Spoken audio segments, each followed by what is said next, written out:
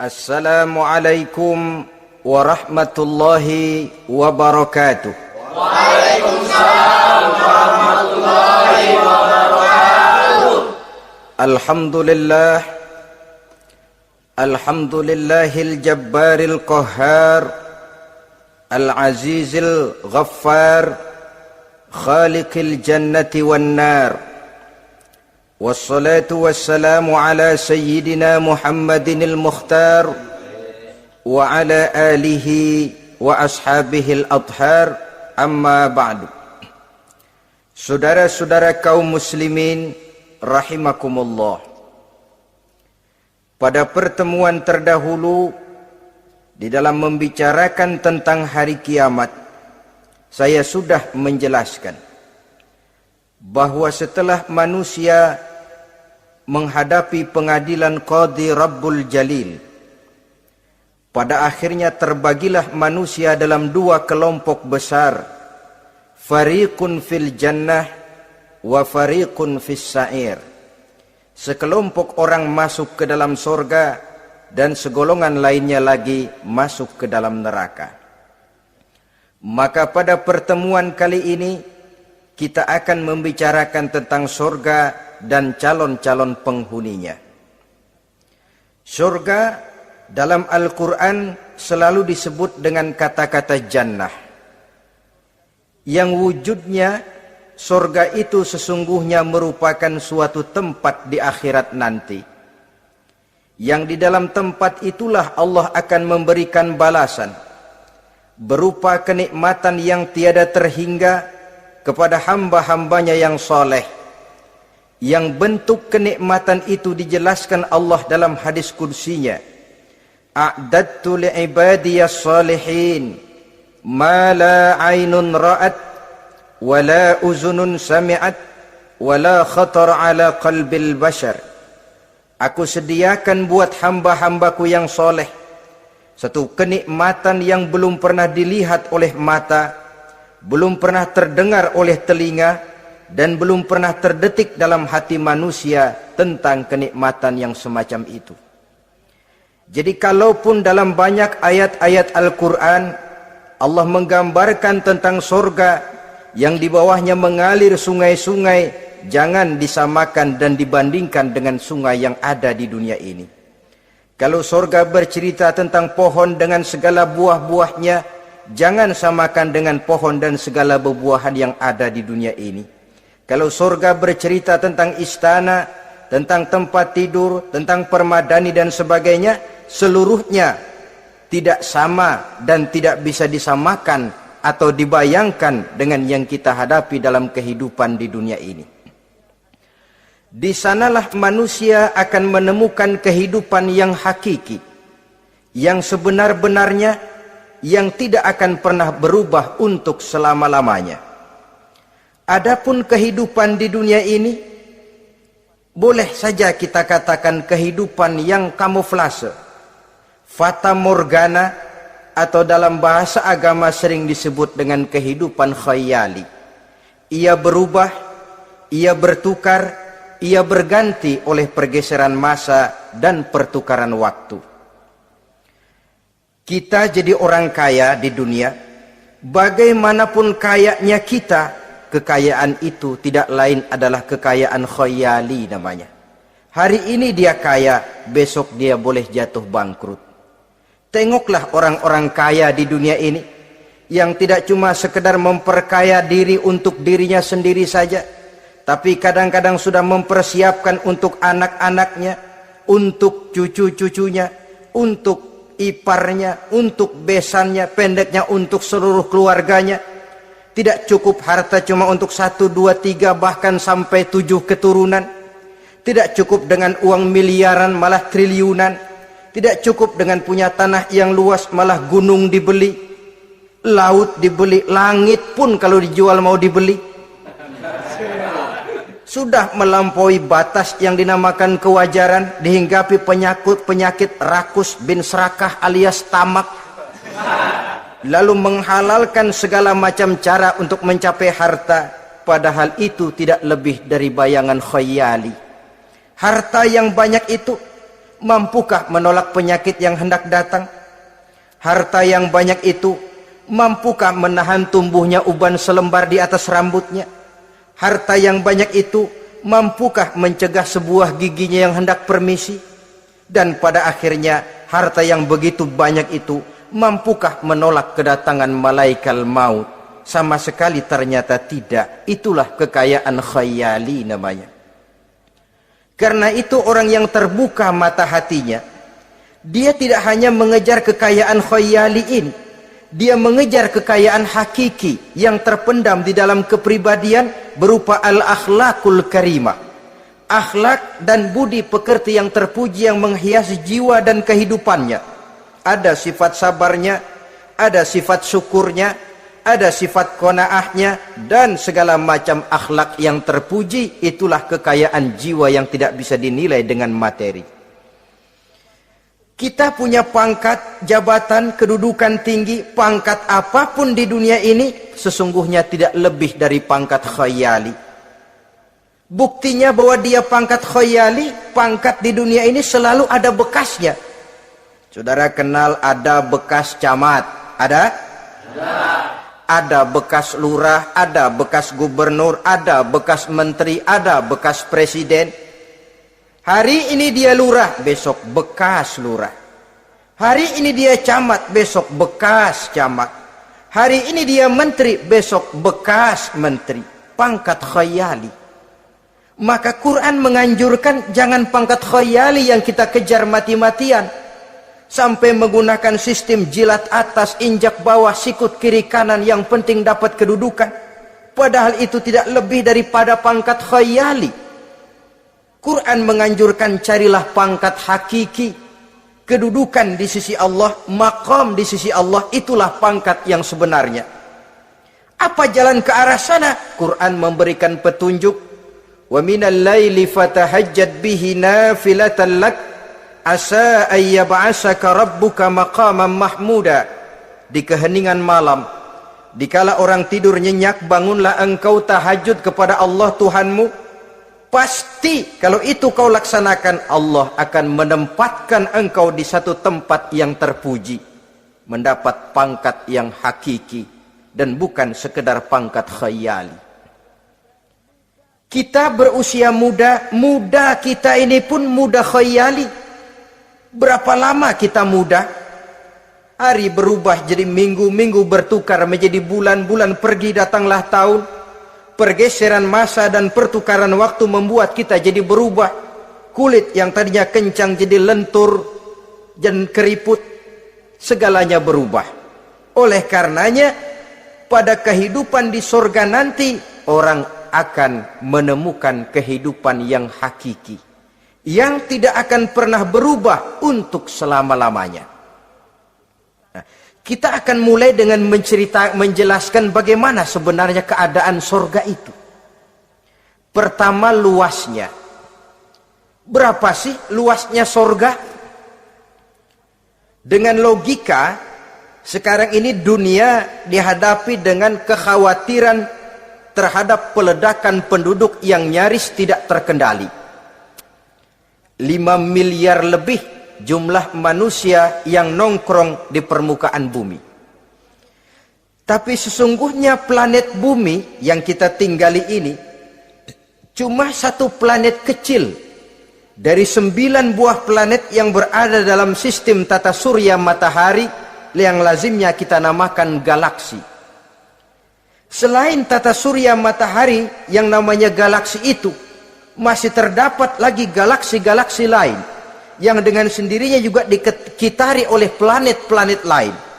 Dan bumi kita yang kita tinggali ini, yang dihuni oleh tidak kurang 5 miliar manusia, hakikatnya cuma setitik debu di tengah angkasa alam yang luas ini. Oleh karenanya, di dalam surah Ali Imran ayat 173, ayat 133, Allah Subhanahu wa taala menjelaskan, "Wasari'u ila maghfiratin min rabbikum wa jannatin 'arduha as-samawati wal ardu u'iddat lil muttaqin." bersegeralah kamu menuju ampunan Allah dan surga yang luasnya seluas langit dan bumi. Seluas langit dan bumi. Sedangkan langit oleh mata telanjang ini kan tidak pernah kelihatan. Yang nampak oleh kita biru di atas itu cuma batas titik pandangan manusia yang terjauh. Dan konon itu adalah refleksi sinar matahari yang menyentuh air laut, melahirkan warna biru.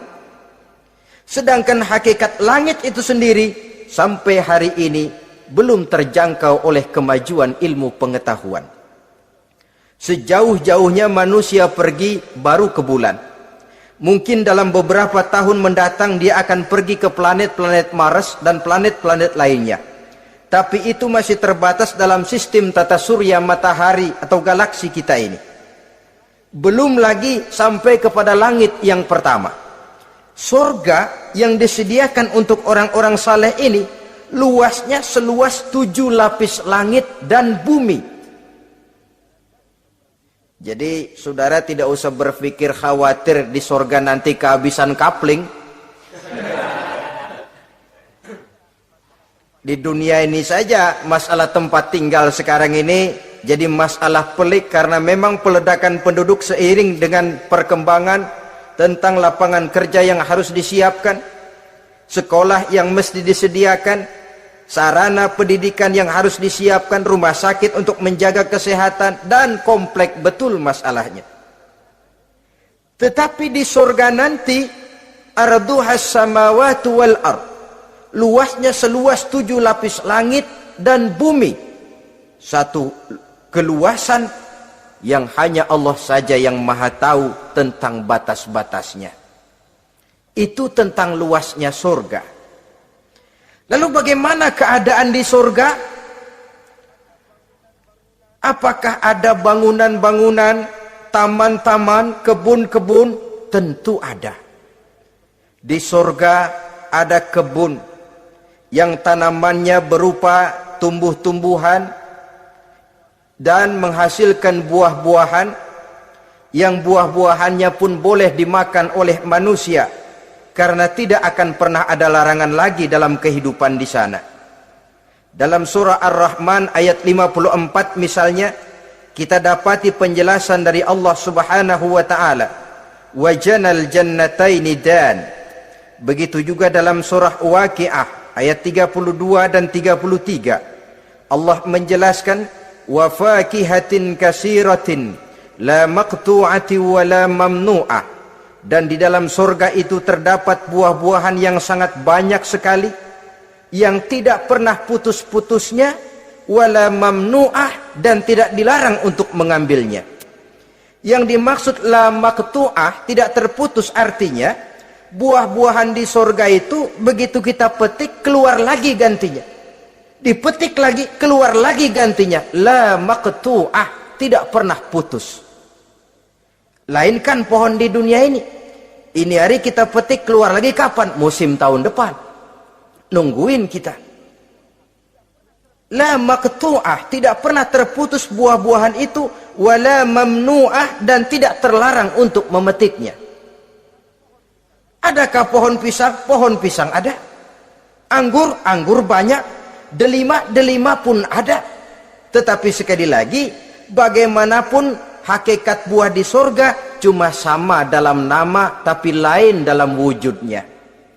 Nanti saudara pikir, di surga pisang, di sini juga banyak kalau cuma pisang mah. Di surga anggur, di pasar banyak anggur. Ini cuma nama yang sama, hakikatnya tentu berbeda. Sebab kalau hakikatnya juga sama, ya nggak usah sampai ke akhirat, di sini pun cukup. Adanya nama-nama ini cuma untuk memberikan gambaran tentang buah-buah yang ranum, yang nikmat, yang lezat, dan yang digemari oleh manusia. Dan jangan heran, kalau di dunia ini biasanya pohon itu akarnya di bawah, buahnya yang di atas. Maka di surga nanti terbalik pohon itu, akarnya yang di atas, buahnya yang ke bawah, sehingga orang nggak perlu tangga Dan ngambil buah tinggal metik saja, nggak perlu naik, nggak perlu manjat, nggak perlu bersusah payah. Saudara-saudara kaum muslimin rahimakumullah.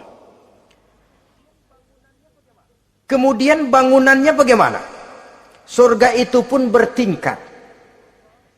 Di dalam Al-Furqan ayat 10 Allah Subhanahu wa taala menjelaskan, Tabarakallazi in syaa'a ja'ala laka khairan min dzalik jannatun tajri min tahtiha al-anhar wa yaj'al laka kusura.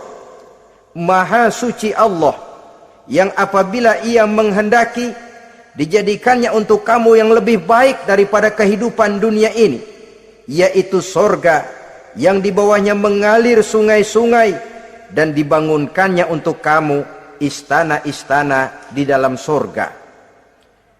Jadi bangunan di sorga pun berbeda sesuai dengan amalan orang yang masuk ke dalamnya. Seperti halnya perumahan di dunia ini, ada yang masuk kelas pondok indah, ada juga yang masuk kelas pondok pindah. Itu kan tidak sama itu. Ada pondok indah, ada pondok pindah. Sudah pondok pindah lagi. Kenapa bisa berbeda begitu? Ya tergantung kekuatan ekonominya.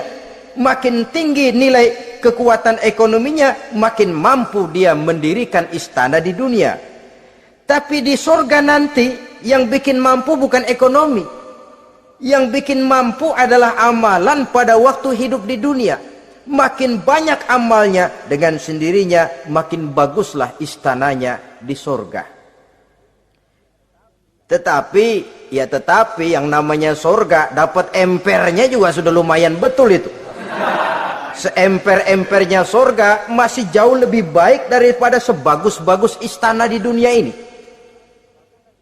Taj Mahal, bangunan yang mengagumkan. Istana Raja Persia, bangunan yang menggiurkan. Sehebat-hebatnya istana dunia, masih jauh lebih mending empernya surga. Konon ya, menurut satu riwayat, baunya surga itu sudah bisa dicium 40 tahun perjalanan. Menurut riwayat lain 500 tahun perjalanan. Menurut riwayat satu lagi 70 tahun perjalanan. Baunya surga sudah dapat dicium oleh manusia. Saudara-saudara kaum muslimin rahimakumullah. Nah, di dalam bangunan-bangunan surga itu, seperti halnya terdapatlah kamar-kamar ghuraf dalam istilah Quran itu, yang juga berisi divan, ranjang, tempat-tempat tidur yang indah-indah, dilengkapi dengan kasur-kasur yang tebal dan empuk, bantal dan permadani yang daripadanya bertahtakan emas. Taruhlah tempat tidur paling menggiurkan kita zaman sekarang ini yang namanya Dunlopillow atau Alga Spring Bed. Sejauh itu bayangan kita menggambarkan masih belum apa-apanya ketimbang tempat tidur yang ada di surga itu nanti. Saudara-saudara kaum muslimin, apakah juga penduduk surga makan, minum, memakai pakaian? Iya. Mereka akan beroleh gelas, piala, kendi, cerek, dan piring-piring yang terbuat dari emas dan perak. Tentu tidak usah gambarkan lagi macam emas dan perak di dunia. Emas dan peraknya akhirat, saudara-saudara. Tetap saja mala ainun ra'at, wala uzunun sami'at, wala khatara fi qalbil bashar. Belum pernah dilihat mata, belum pernah didengar telinga, dan belum pernah terdetik dalam hati manusia tentang wujud yang semacam itu. Apa pakaian mereka? Pakaian penduduk surga dari sutra yang lembut dan tebal, berwarna hijau. Kemudian saudara-saudara, sungai juga mengalir di sana. Mata airnya antara lain berwarna jernih, ada yang air susu, ada yang sungai madu, ada yang khamar atau sungai arak, dan penduduk surga boleh meminumnya, tidak ada larangan sama sekali. Timbul pikiran konyol, kalau di surga orang pada minum arak, apa banyak yang teler di surga? Ya tentu tidak. Sebab di sana saya katakan tadi kehidupan yang hakiki. Segalanya diperbolehkan, segalanya dipersilahkan. Nah, lalu untuk masuk ke surga itu apa melalui pintu? Memang melalui berbagai macam pintu. Dan ada pintu-pintu khusus yang tidak boleh dimasuki orang lain. Sayyidina Abu Bakar Siddiq radhiyallahu an pernah bertanya tentang hal itu kepada baginda Nabi. Ya Rasul, apakah di surga ada pintu-pintu khusus? Ada, Abu Bakar. Ada di dalam surga itu pintu yang namanya Rayyan. Tidak boleh masuk ke pintu itu melainkan orang-orang yang puasa. Orang-orang yang rajin puasa, mereka akan masuk ke surga melalui satu pintu yang dinamakan Babur Rayyan atau pintu Rayyan. Ada pintu jihad.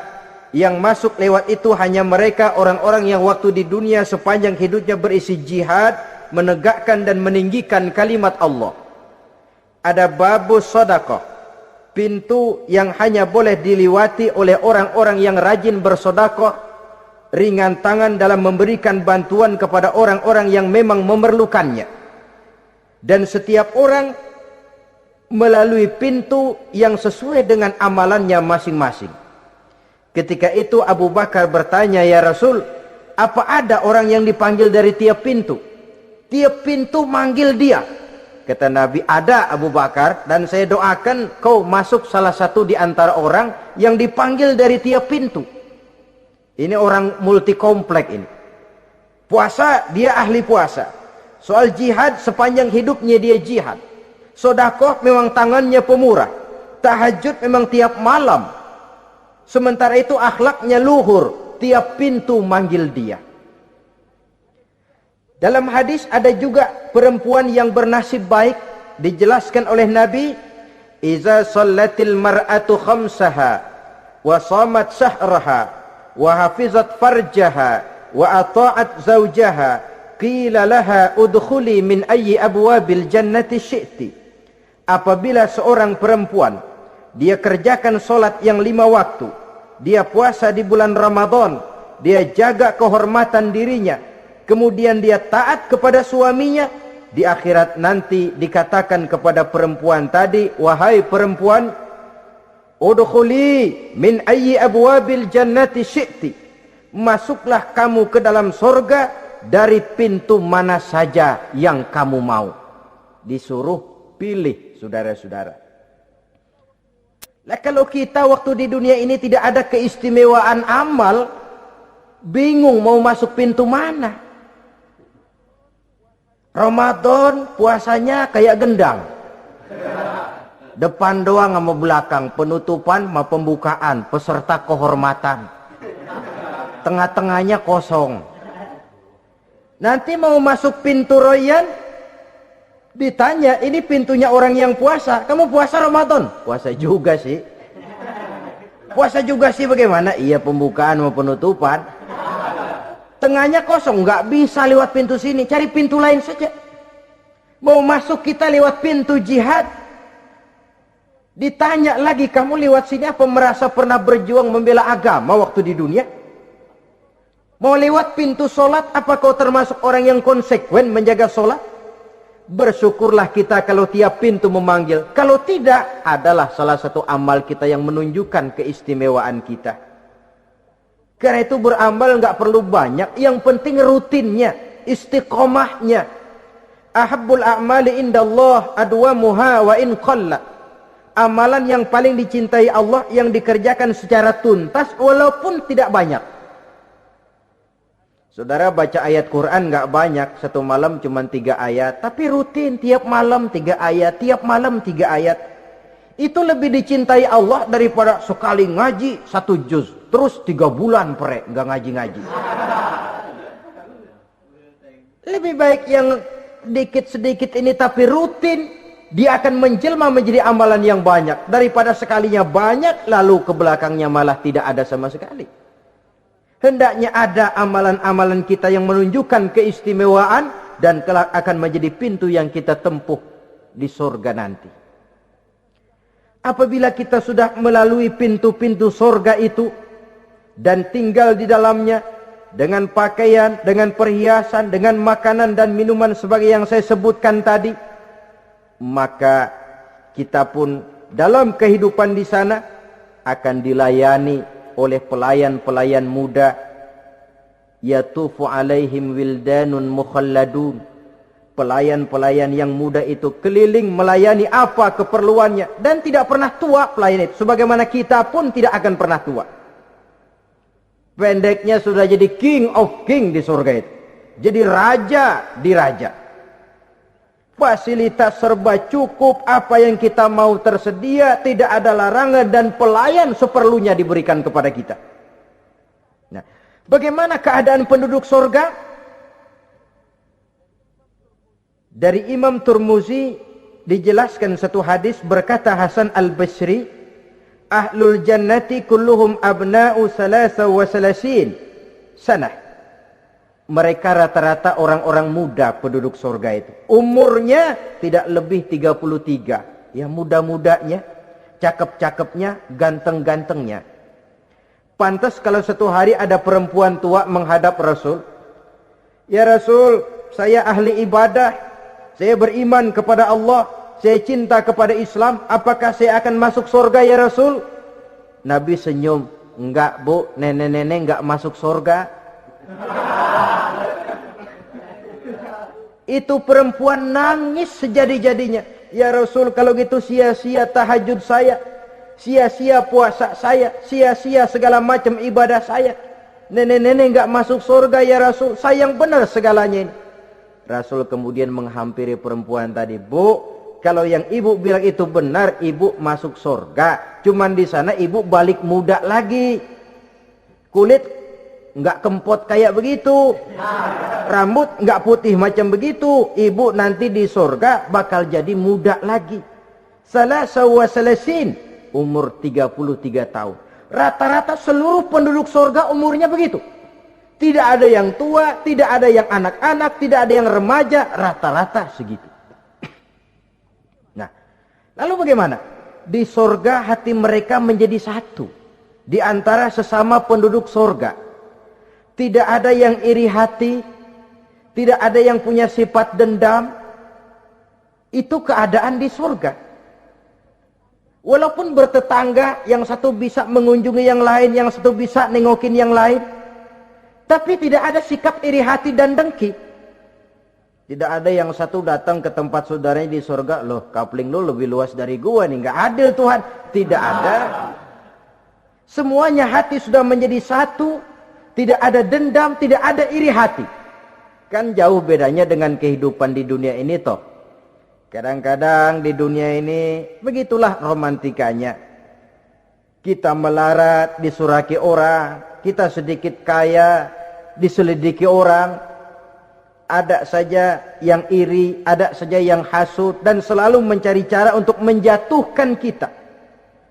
Di surga hal semacam itu tidak akan kita temui. Orang tidak punya sifat iri hati dan dendam. Lalu bagaimana lagi keadaan penduduk surga itu? Mereka selalu merasa senang dan bahagia. Tiap hari, tiap saat yang dirasakan cuma itu saja. Tidak diselingi seperti kehidupan di dunia ini, di mana senang berseling dengan susah, bahagia berganti dengan derita, ada senyum bahagia, ada tangis menahan derita.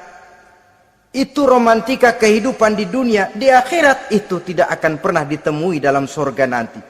Orang selalu merasa senang, karenanya di sana tidak ada keluh kesah, tidak ada orang yang murung, tidak ada orang yang narik napas panjang sambil menghitung bintang di langit.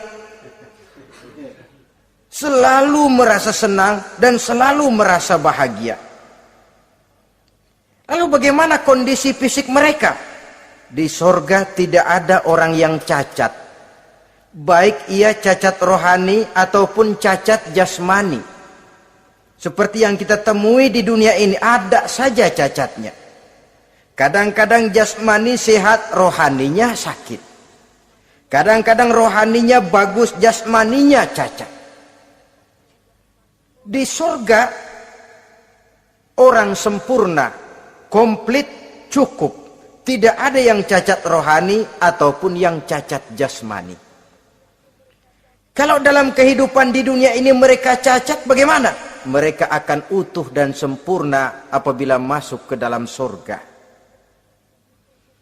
Dan di surga, sungguh pun mereka makan, sungguh pun mereka minum, mereka tidak akan pernah buang air. Baik air besar maupun air kecil. Sebab kalau makan dan minum di surga harus buang air, tentu malaikat harus menyediakan WC. Dan kalau surga sudah ada WC, tentu tinja yang repot.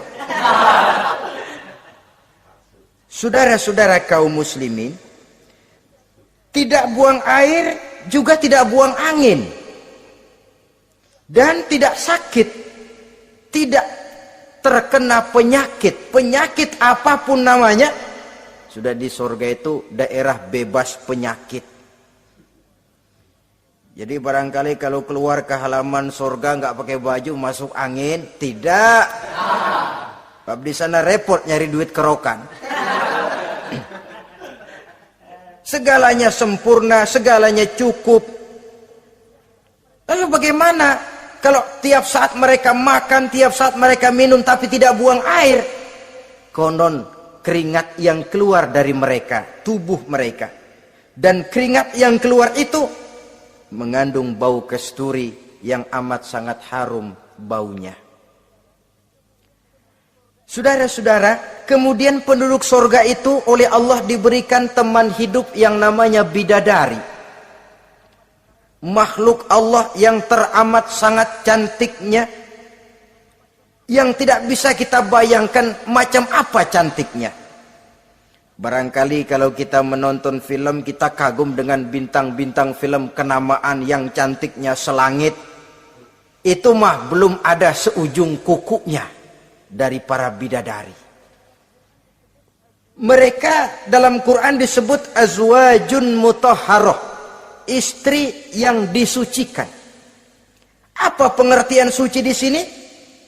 Belum pernah tersentuh sebelumnya, baik oleh manusia, baik oleh jin, baik oleh malaikat sekalipun. Jadi memang orisinil, build up dari sononya belum kepake. Khusus untuk manusia yang masuk surga. Belum pernah kepegang sama manusia. Jangankan manusia, jin dan malaikat saja belum pernah megang. Lain kan di dunia sekarang ini, kita mau cari barang orisinil sudah repot.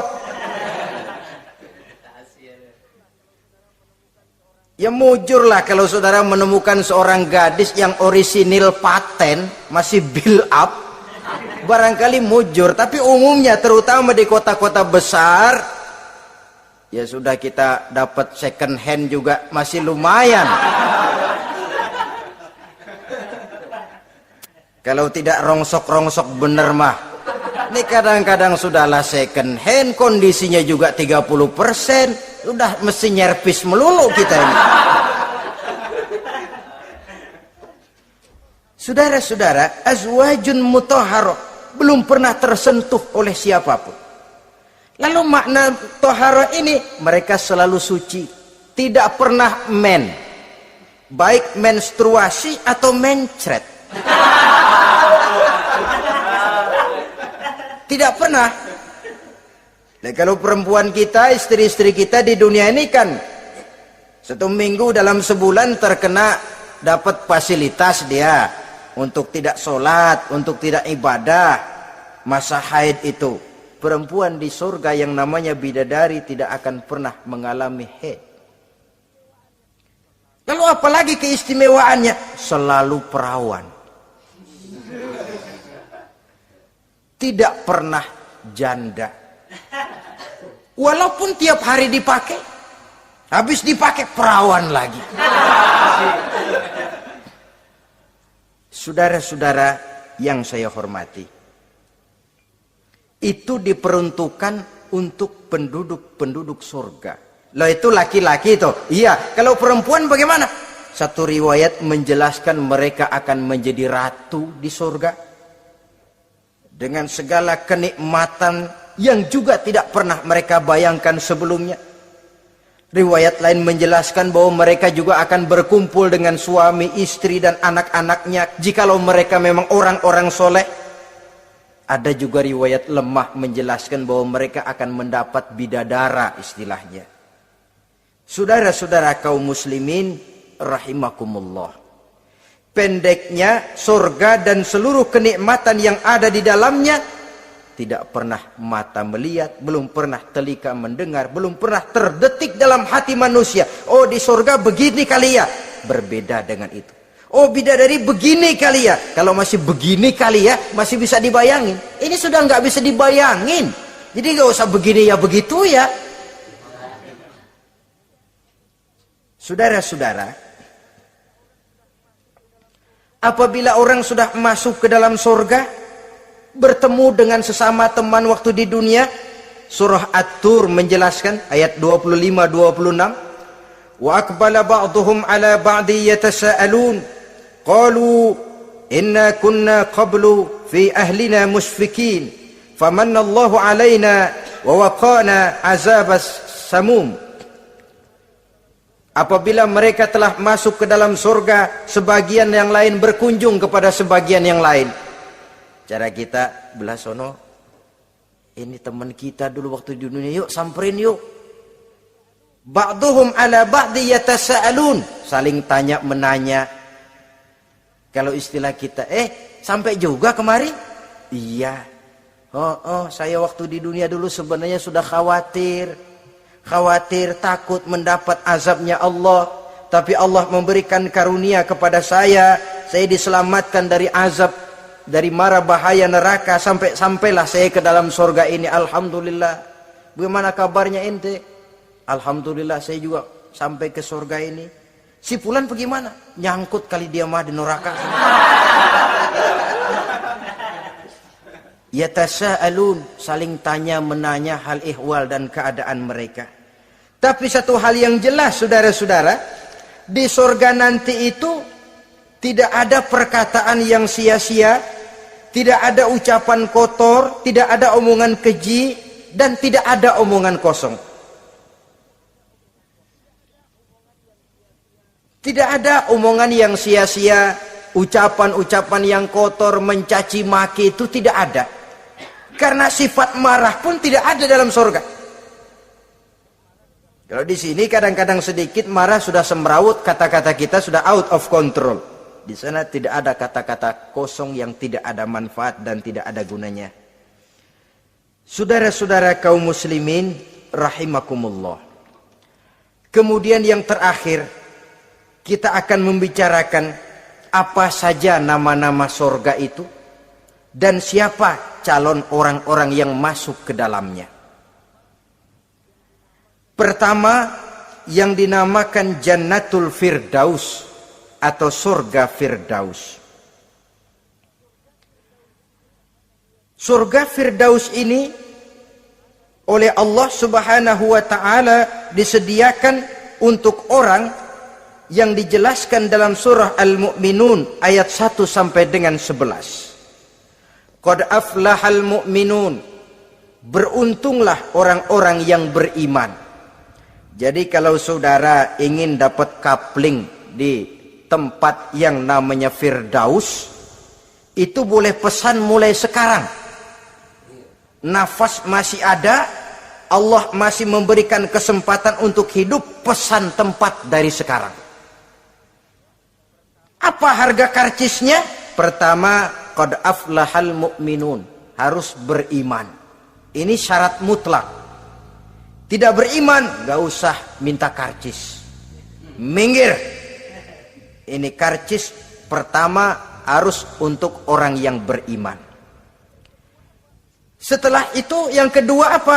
Allazina hum fi salatihim khashi'un. Mereka yang khusyuk di dalam solatnya. Jadi untuk mendapat tiket ke surga Firdaus itu, setelah beriman, khusyuk di dalam solat. Artinya khusyuk, tarkul ghair li ajlil amal. meninggalkan yang lain dan hanya memfokuskan diri kepada satu pekerjaan yang sedang dihadapi. Kalau kita makan sambil ngobrol, itu namanya makannya nggak khusyuk, sebab ada sambil ngobrolnya. Nah, sholat yang khusyuk, sholat yang di dalamnya tidak berisi yang lain kecuali sholat itu, meninggalkan yang lain dan hanya memfokuskan diri saja untuk melaksanakan suatu amalan. Dan sholat khusyuk itu berat. Kadang-kadang waktu mau sholat kita nggak ingat apa-apa, begitu sudah masuk takbir yang kita lupa malah kita ingat. Itu kurang ajarnya iblis. Mau sholat nyari dompet nggak ketemu, begitu takbir, aduh dompet di atas meja. Ini kalau sembahyang lama-lama digerataki orang nanti nih, mulai kocar kacir sholat kita. Makanya kata Imam Nawawi, sudah dinamakan khusyuk untuk tingkatan orang awam kalau pada waktu takbir dia ingat Allah. Segitu aja dulu dah tingkatan orang awam itu. Sebab yang namanya khusyuk itu hudurul qalbi wa sukunul jawari. Hatinya ikut sholat, anggota badannya tenang tentram di waktu sholat, khusyuk. Kalau waktu sholat garuk sono, garuk sini, kaki ketekas, ketekus. Itu sudah anggota badannya nggak khusyuk. Atau anggota badannya tenang, tentram, nggak gerak-gerak. Cuma hatinya ngayab kemana-mana. Badannya di musola, hatinya di pasar. Itu juga nggak khusyuk. Dan itu berat. Karena itu, ini syarat kedua untuk mendapat tiket ke Firdaus. Imam Ali saja pernah dites oleh Rasul. Ya Ali, saya ya Rasul, kalau kau bisa sembahyang khusyuk, aku boleh kasih kau serban. Kamu boleh pilih yang hijau apa yang putih nanti. Baik ya Rasul, sembahyang beliau 2 rakaat. Selesai salam ditanya, yang mana sorbannya Li? Kata Imam Ali, yang hijau ya Rasul. Belum nengok udah yang hijau ya Rasul. Kata Nabi, kalau begitu ente nggak khusyuk Li. Kenapa? Mungkin tadi waktu sujud mikirin, ntar kalau gua ditawarin milih yang hijau aja dah. Belum nengok sudah menjawab. Saudara-saudara, yang ketiga, wallazina hum 'anil lagwi mu'ridun. Orang-orang yang menghindarkan diri dari ucapan dan perbuatan yang sia-sia, yang tidak ada gunanya. Ini tiket yang syarat yang ketiga untuk mendapat tiket ke Firdaus itu, menghindarkan diri baik dari ucapan ataupun perbuatan yang sia-sia, yang tidak ada nilainya baik dalam pandangan manusia, lebih-lebih lagi dalam pandangan Allah. Yang keempat, wallazina hum lizzakati fa'ilun. Mereka yang aktif membayar zakat. Kemudian yang kelima, wallazina hum lifurujihim hafizun illa ala azwajihim aw ma malakat aymanuhum fa innahum ghairu malumin. Orang-orang yang memelihara kehormatan dirinya kecuali kepada istrinya atau kepada budak sahayanya, pandai mengendalikan nafsu, tidak terperosok memperturutkan syahwatnya. Yang keenam, wallazina hum li amanatihim wa ahdihim raun. Orang yang pandai menjaga amanah dan pandai menepati janji. Saudara-saudara, kalau janji ditepati, sebab janji adalah hutang. Yang ketujuh, wallazina hum ala sholawatihim yuhafizun. Mereka juga selalu memelihara, tidak cuma sekedar khusyuk, tapi memelihara solat dengan baik. Ayat ke-11 dari Al-Mu'minun ini ditutup oleh Allah dengan jelas, ulaika humul warisun allazina yarisunal firdausa hum fiha khalidun. Mereka itulah para ahli waris yang akan menerima warisan berupa surga Firdaus dan mereka kekal di dalamnya. Kalau tadi sudah kita tangkap bahwa begitu besar kenikmatan yang ada di dalam surga, ternyata barang yang mahal memang tidak mudah untuk didapat. Saudara-saudara, inilah surga Firdaus. Adapun yang kedua, nama surga itu disebut dalam Quran Jannatu Adnin, surga Aden. Untuk siapa mereka?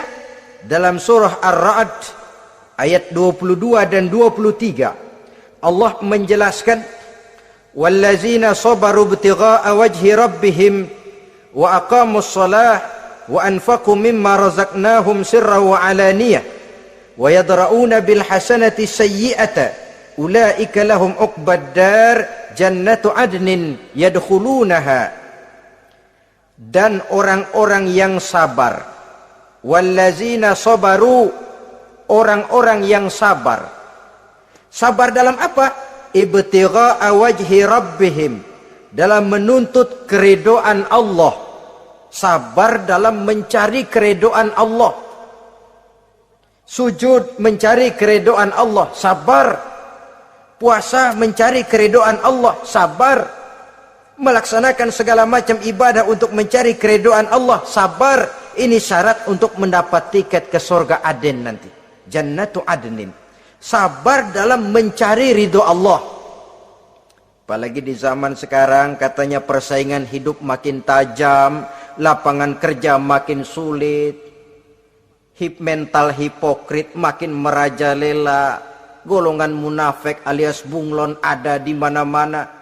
Kalau nemplok di daun kuning warnanya kuning, hinggap di daun hijau dia jadi hijau, nempel di dahan coklat jadi coklat. Menjilat ke sana kemari, bukan untuk mendapat ridho Allah kadang, tapi untuk mendapat ridho atasannya, mendapat restu atasannya. Ini kan realita dalam kehidupan. Saudara-saudara, mencari muka. Padahal seorang muslim ibtigha'a wajhi rabbihim, sabar dalam mencari ridho Allah. Lalu wa aqamus shalah, mereka mendirikan salat. Di sini hanya pengertian umum, mendirikan salat. Kalau dalam Firdaus tadi ditegaskan tidak cuma sekedar mendirikan tapi juga khusyuk dan memelihara. Ini mendirikan, saudara-saudara. Maaf, ada orang yang mengerjakan sholat, ada orang yang mendirikan sholat. Apa bedanya itu? Kalau mengerjakan sholat cuma sekedar gugur kewajiban. Pokoknya gugur kewajiban beres. Kadang-kadang pulang sembahyang Jumatnya bersendal. Enggak sembahyang dia, sembahyang. Kok nyolong sendal pulangnya? Itu baru ngerjain sholat, belum mendirikan sholat. Kalau mendirikan sholat, selesai sholat, ajaran sholat diterjemahkan dalam kehidupan. Itu mendirikan namanya. Ada istimror, kontinuitas alias kesinambungan. Selesai sholat, akhlak sholat, ajaran sholat diterjemahkan di luar sholat. Itu makna aqamus sholah. Apalagi syarat yang ketiga untuk mendapat tiket ke surga Aden ini? Wa anfaqu mimma razaqnahum sirran wa alaniyah, menginfakkan, membelanjakan di jalan Allah rezeki yang diberikan kepada mereka baik terang-terangan maupun sembunyi-sembunyi. Maka sedekah itu terang-terangan baik, sembunyi-sembunyi juga baik kalau niatnya ikhlas karena Allah. Terang-terangan baik, kenapa? Untuk merangsang orang lain supaya berbuat seperti kita, bukan untuk dipuji, bukan untuk mendapat ria. Saudara-saudara, saya yang miskin nyumbang 100.000, saudara berapa yang kaya? Ini boleh untuk merangsang orang lain.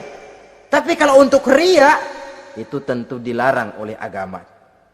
Terang-terangan boleh, sembunyi juga boleh, bahkan itu yang dianjurkan oleh Nabi. Tangan kiri tidak tahu apa yang diberikan oleh tangan kanannya. Saudara-saudara, lalu yang keempat, wa yadra'una bil hasanati sayyi'ata, mereka menolak kejahatan dengan kebaikan. Dia hanya tidak berteriak-teriak tentang kemiskinan, tapi melakukan usaha bagaimana mengatasi kemiskinan. Dia tidak hanya berteriak dengan mengemukakan berbagai macam kemunkaran, tapi mengimbanginya dengan menanamkan segala macam kebajikan. Berarti sekarang ini tuh, air saja kalau cuma dibendung tapi tidak disalurkan kan ngebludak, jebol bendungan. Kita cuma teriak anak-anak muda dihantam oleh kebudayaan barat yang merusak moral. Tapi mana kebudayaan Islam kita? Gak pernah kita timbulkan. Musuh kita adalah kemiskinan dan kebodohan, jelas. Tapi apa langkah ekonomi yang kita lakukan untuk mengatasi kemiskinan? Dan bagaimana upaya kita meningkatkan mutu pendidikan? Kadang-kadang yang mutunya baik, mahalnya nggak kejangkau oleh lapisan rakyat yang di bawah, menengah ke bawah ini. Itu yang jadi problem. Orang yang mendapat tiket ke surga Adnan ini, mereka menolak kejahatan dengan mengimbanginya, melakukan kebajikan. Tidak cuma teori, tidak cuma propaganda, tapi ada langkah konkret bahwa untuk membentengi kemaksiatan harus diperbanyak munkarat. Untuk mengimbangi segala macam perbuatan durjana harus dikembangkan majelis taklim pesantren, menghidupkan akhlak Islamiyah dalam kehidupan sehari-hari. Wa yadra'una bil hasanati sayyi'ah. Orang semacam itulah yang akan mendapat tiket ke surga Aden atau Jannatu Adnin nanti. 2. Adapun surga yang ketiga dinamakan Jannatun Naim. Surga Naim. Naim mengandung arti penuh kenikmatan. Tiketnya sederhana saja. Al-Qalam ayat 34. Inna lil muttaqina inda rabbihim jannatu na'im. Sesungguhnya bagi orang-orang yang bertakwa kepada Allah, mereka akan mendapat balasan berupa jannatun na'im. Surga Naim namanya. Jadi tidak banyak untuk mendapatkan surga Naim ini, cuma takwa. Cuman takwa yang jadi banyak. Apa itu takwa? Sekarang ini kan takwa jadi lalap. Dan orang sering menggunakan istilah agama di zaman sekarang ini untuk maksud yang tidak sama dengan maksud agama. Padahal takwa ini jelas, sebelum Islam datang ke Indonesia, kita orang Indonesia tidak kenal kata-kata takwa. Maka kalau harus menggunakan kata takwa, pengertiannya harus dikembalikan kepada pengertian Islam. Ini sih enggak. Orang yang mana aja kalau dilantik bertakwa kepada Tuhan yang Maha Esa, bertakwa, sampai membleh tuh bibir, bertakwa. Tapi kalau sudah megang jabatan, kadang-kadang takwa ngalor dia ngidul, tidak relevan lagi. Lalu apa sih yang namanya takwa itu? Sederhana saja, imtisalul awamir wajtinabun nawahi, itulah takwa. Melaksanakan segala yang diperintah, menjauhi yang dilarang, itu takwa. Menjalankan perintah dengan meninggalkan larangan, apa bedanya? Kalau melaksanakan perintah boleh sesuai dengan kemampuan, tapi menjauhi larangan mutlak. Laksanakan perintah Allah sesuai dengan kemampuanmu, tapi tinggalkan larangan Allah mutlak. Mampu tidak mampu, tinggalkan. Enak kalau ada perintah, jauhi larangan Allah semampu kamu. Ya enak, tinggal kita milih. Saya belum mampu ninggal teler itu, lezat itu, belum mampu. Yang boleh semampu kita melaksanakan perintah. Sholat semampu kita, asal jangan mampu lalu pura-pura tidak mampu. Puasa semampu kita. Jihad semampu kita. Tapi kalau sudah meninggalkan larangan, mutlak, mampu tidak mampu, harus ditinggalkan. Jadi kelihatannya sederhana takwa ini, tapi masalahnya rumit. Melaksanakan yang diperintah, menjauhi yang dilarang. Dan itu tiket untuk mendapatkan surga Naim atau Jannatun Naim. Yang keempat, saudara-saudara, di antara nama surga itu ada yang disebut surga ma'wa atau Jannatul Ma'wa. Apa tiket untuk sampai ke sana? Surah An-Nazi'at ayat 40 dan 41. Wa amma man khafa maqama rabbih wa nahan nafsa 'anil hawa fa innal jannata hiyal ma'wa. Sesungguhnya orang-orang yang takut kepada larangan Tuhannya, wa nahan nafsa 'anil hawa, dan sanggup mengendalikan nafsu, sanggup mengendalikan diri dari memperturutkan hawa nafsu, fa innal jannata hiyal ma'wa, surga ma'walah tempat tinggalnya nanti. Jadi tiket ke Jannatul Ma'wa ini, pertama khafa maqama rabbih, takut kepada batas-batas yang telah ditentukan oleh Tuhannya. Ini batasnya, kamu jangan nyebrang ke sini. Ini batas yang halal, ini yang haram, ini yang hak, ini yang batil, ini yang ma'ruf, ini yang munkar. Orang yang ingin mendapat tiket ke ma'wa, dia takut batas-batas itu. Lalu sanggup mengendalikan diri, tidak sampai memperturutkan hawa nafsunya. Itu tiket ke surga ma'wa. Yang kelima dinamakan surga Darussalam atau Jannah Darussalam. Dijelaskan dalam Al-An'am ayat 126 dan 127. Wa hadza sirata rabbika mustaqima wa qad fassalna al-ayati liqaumin yatazakkarun lahum darussalam inda rabbihim wa huwa waliyuhum bima kanu ya'malun. Inilah jalan Tuhanmu yang lurus. Telah kami pisahkan ayat-ayat kami bagi kaum yang mau berfikir. Jadi kelihatan di sini untuk mendapat tiket ke Darussalam, istiqomah mengikuti jalan lurus, istiqomah berpegang kepada Islam, dan pandai membedakan apa yang memang oleh Allah sudah dibedakan, antara yang hak dan batil, antara yang benar dan salah, dan selalu ingat kepada ayat-ayat Allah. Itu surga Darussalam. Yang keenam dinamakan Darul Muqamah. Siapa penghuninya? Surah Fatir ayat 34-35. Wa qalu alhamdulillahillazi azhaba 'annal hazan inna rabbana laghafurun syakur allazi ahallana darul muqamah min fadlihi la yamassuna fiha nasabun wa la yamassuna fiha lughub. Yaitu orang-orang yang senantiasa bertahmid, memuji kebesaran Allah Subhanahu wa taala, mereka akan mendapatkan Darul Muqamah. Yang ketujuh dinamakan surga Maqamul Amin. Ini pun disediakan untuk orang yang bertakwa, seperti dalam Ad-Dukhan ayat 51, innal muttaqina fi maqamin amin. Dan yang terakhir, yang kedelapan adalah surga khuldi atau jannatul khuldi. Dalam surah Al-Furqan ayat 15 dijelaskan, qul adzalika khairun am jannatul khuldi allati wu'idal muttaqun kanat lahum jazaan wa masira. Saudara-saudara kaum muslimin rahimakumullah, oleh terbatasnya waktu, inilah sekelumit tentang surga dan calon-calon penghuninya.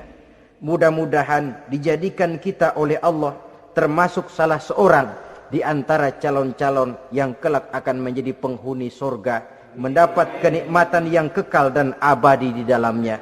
Amin ya rabbal alamin. Terima kasih atas segala perhatian. Mohon maaf atas segala kekurangan. Usikum wa nafsi bitaqwallah. Wassalamualaikum warahmatullahi wabarakatuh.